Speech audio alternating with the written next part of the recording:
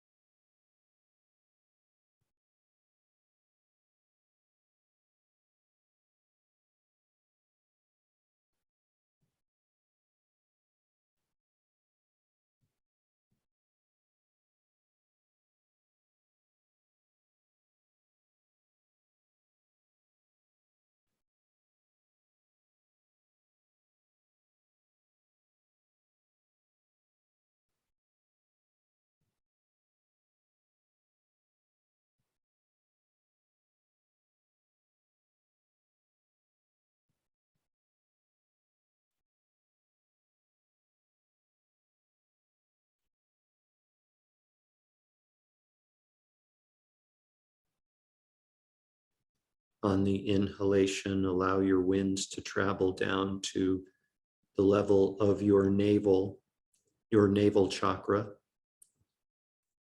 On the exhalation, up to the level of your throat chakra. Subsequent inhalation back down to the navel chakra, and repeat this pattern for a moment or two.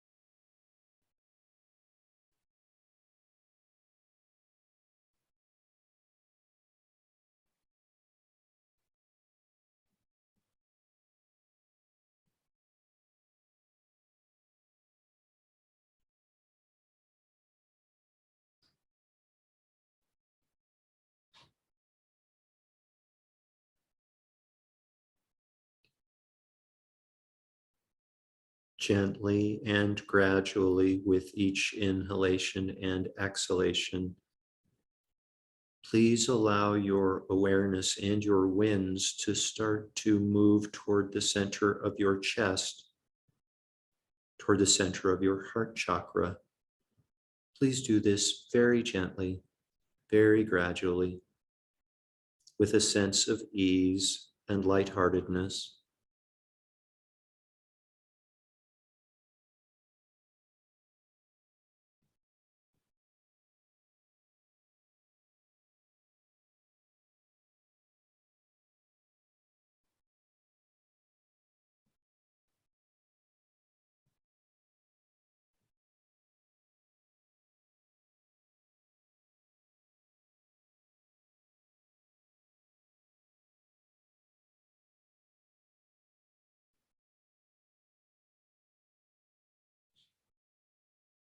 And ultimately, ultimately, your energy winds and your awareness will come to rest at the center of your heart chakra.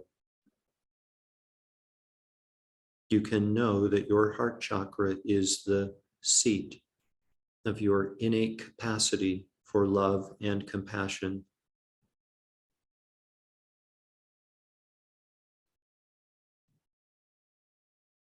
The nature of this love and compassion is a softness and a warmth. At this point, no doing is necessary. Nothing needs to be added. Just rest and gently become familiar with your true nature, your capacity for infinite and universal love and compassion.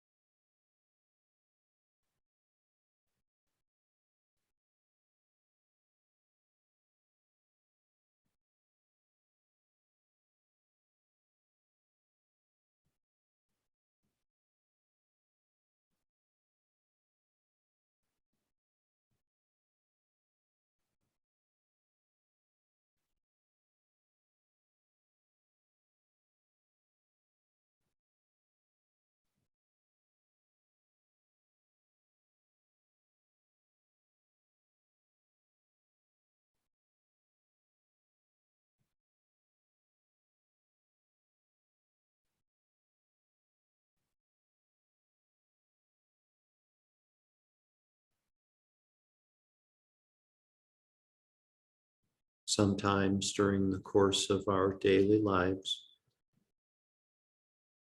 getting caught up in the busyness of our daily lives, we become confused about who we really are. We might have limiting beliefs about ourselves, thinking, for example, that our nature is anger, or the true nature of our mind is distractedness, mental busyness, and so forth. It is said very clearly in the sutras that our true nature is actually that of pure, unconditional, and universal love and compassion.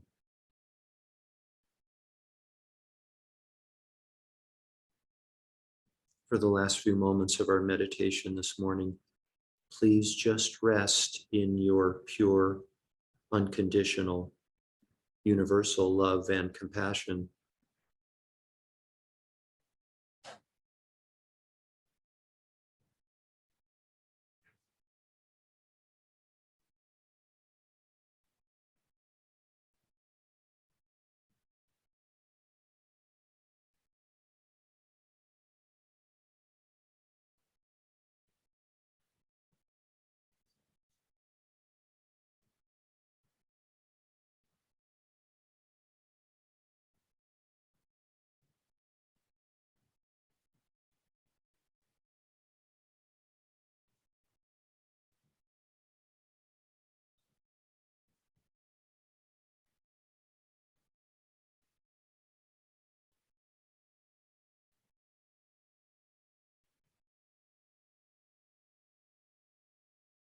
And retaining this familiarity with your true nature, please resume your practice of central channel yoga, allowing your winds to move down to the level of your navel on the inhalation and up to the level of your throat on the exhalation.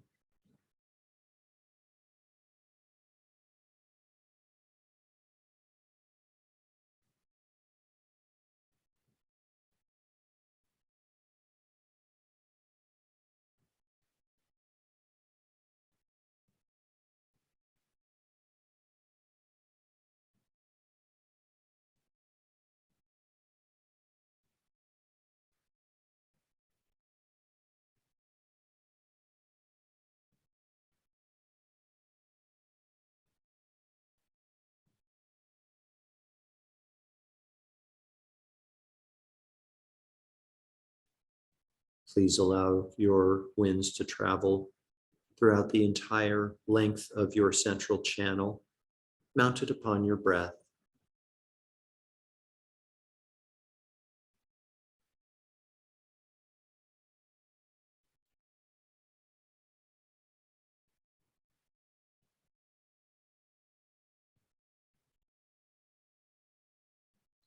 Please start to take deeper and deeper breaths. Allow your consciousness to become less absorbed, becoming aware again of your physical body, the garments of clothing resting on the surface of your body, and so forth.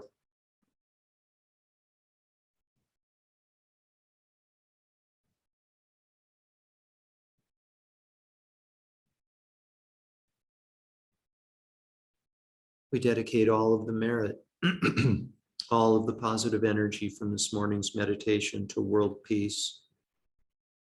May all beings, without exception, soon come to identify perfectly and clearly. May they soon come to identify with their true nature.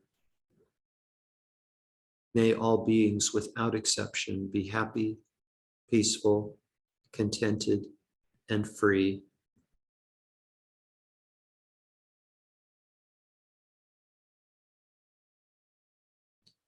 Completely fill up your belly and lungs with air, and when you're ready, you can open your eyes and bring your meditation to an end.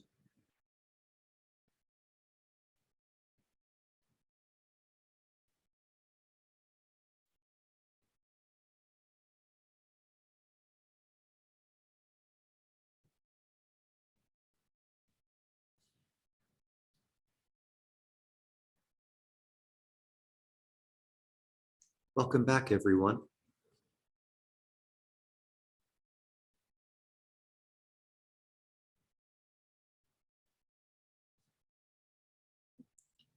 So, you guys still there? Can you hear me?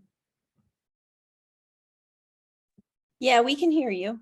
There you are. Thank you. Sometimes I don't know. Yeah. So, just to kind of remind ourselves of our context, we're going through the six perfections. We are on the second of the six perfections, the perfection of moral discipline.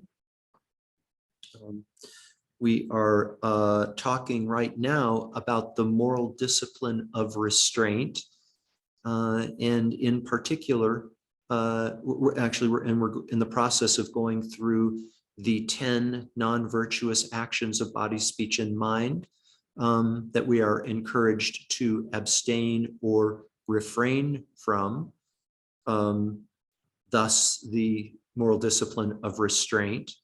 And we are going through talking about, or have talked about the last couple of classes, abstaining from killing. And, you know, there's nothing better for me anyways than being reminded of the magic of life. When magic comes into my life, I'm reminded of magic in the world, and it's always a special thing. And kind of a magical thing happened this morning. I was reading, doing my studies this morning, and going through Norman Fisher's book, When You Greet Me, I Bow. And Norman Fisher talked about, was writing about the paragraph that I read this morning, turned right to it, was talking about precepts, what he refers to as precept practice, the practice of precepts. And taking precepts or vows, they are sometimes referred to, is common among all religions and spiritual practices, including Buddhism. Norman Fisher presents a discussion of precepts within a Zen context, and I'm not that familiar with Zen. I don't know that much about Zen. In the tradition I was trained, the precepts are called pratimoksha vows, and that's vows of moral discipline. And the 5 pratimoksha vows that one can take, and they're taken kind of formally in front of a preceptor, are taking vows to abandon lying, killing, stealing, sexual misconduct, and taking intoxicants. And we're going to talk about all of those precepts, not saying that we need to take those precepts necessarily, but just they all fall within the context of the moral discipline of restraint. So back to moral discipline, or sorry, back to Norman Fisher. I'd like to read for you what I read this morning.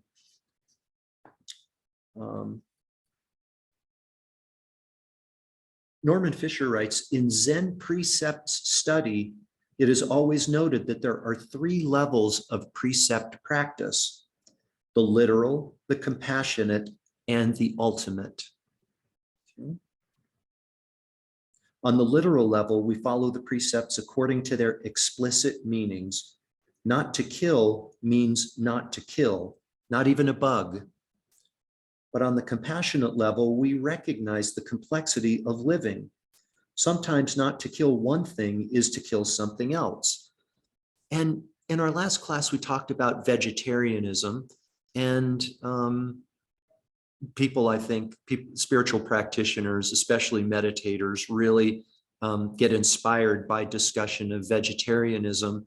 And some might say that, you know, if I abstain from eating meat, that doesn't necessarily mean that I am abstaining from killing. You know, I can abandon the eating of meat, and perhaps fewer animals will die as a result. But if I have a plant-based diet, guess what? There are insects who live in plants that are harvested for food, and those insects are killed as a result of my, eating those vegetables, maybe indirectly, maybe directly. So like there's kind of no getting away from killing at some level. I think you decide for yourself. I think that's a fairly valid point that's made. And I think that points to what Norman Fisher might be saying here. Sometimes not to kill one thing is to kill something else. The network of, the network of causality is endlessly complex. Our human ideas cannot encompass it. We recognize that precepts will be broken sometimes, and we affirm that our guide for precept practice will not be literally, but compassion. Sorry, I'll read that again. We recognize that precepts will be broken sometimes, and we affirm that our guide for precept practice will not be literally, but compassion. We will follow precepts with a heart of love for beings. Maybe the most important line regarding precepts. We will follow precepts with a heart of love for beings. That motivation may sometimes cause us to break precepts in order to help someone. On the third level of precept study, the ultimate level, we recognize that there is no breaking precepts. Precepts can neither be broken nor kept, for they, like everything, are empty of any identifiable self. Definitely pointing to emptiness right there. We might consider it to be the emptiness of precepts. When we understand this deep truth, we naturally want to follow precepts with a wide and flexible heart, and with humility and a constant sadness. This case involves the ultimate level of precept practice, the recognition that there is no killing, that life can never be killed, or to put it another way, that life is already dead. When we know life at this level, we can appreciate its preciousness, right? So if we look at phenomena, everything, including our lives, including our consciousness, if we look at everything as a continuum, then we recognize that there is no birth, there is no death. And we can be confident in this fact, in this advice from Norman Fisher, simply by referring to the Heart Sutra, more formally known as the Perfection of Wisdom Sutra that the Buddha gave 2,600 years ago. One line of the Heart Sutra reads, there is no aging and death, and no exhaustion of aging and death. So we might say, well, what is there? If there's no aging and death and no exhaustion of death, what is there? An absence. So all there is an absence of anything inherent or intrinsic.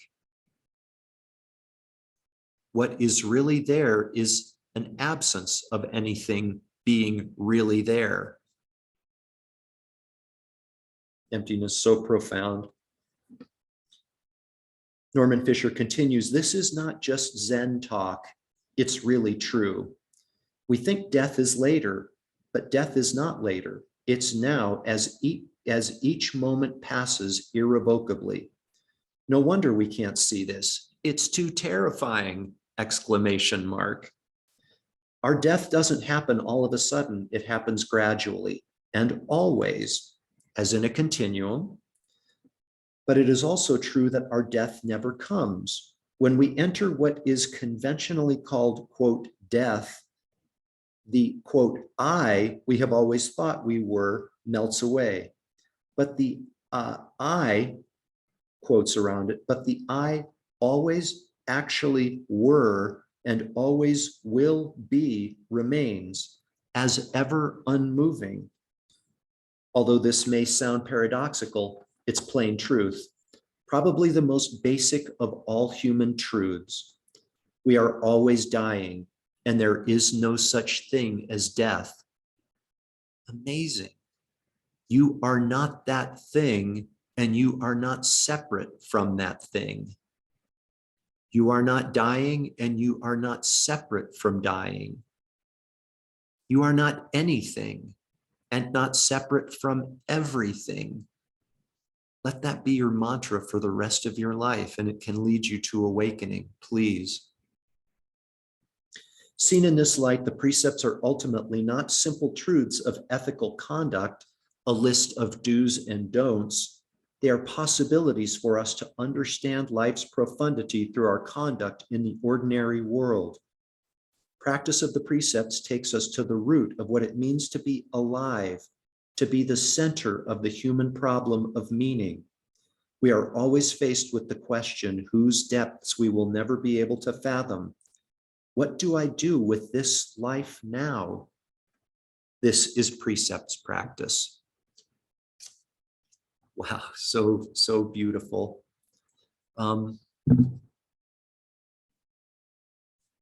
Nothing to add to that. Just a beautiful, beautiful, profound summation of why the moral discipline of restraint matters, and why we may want to take precepts either personally to ourselves or in front of a formal preceptor, whatever resonates with us. That's why we may want to seriously consider applying ourselves to the moral discipline of restraint while recognizing the deeper, more profound meaning of precepts, and the fact that precepts can lead us to that deeper recognition and level of insight. Okay, thank you for being here. You guys have a good day. Have a good weekend. Thank you, Jeff. Thank you, Jeff. You're most welcome.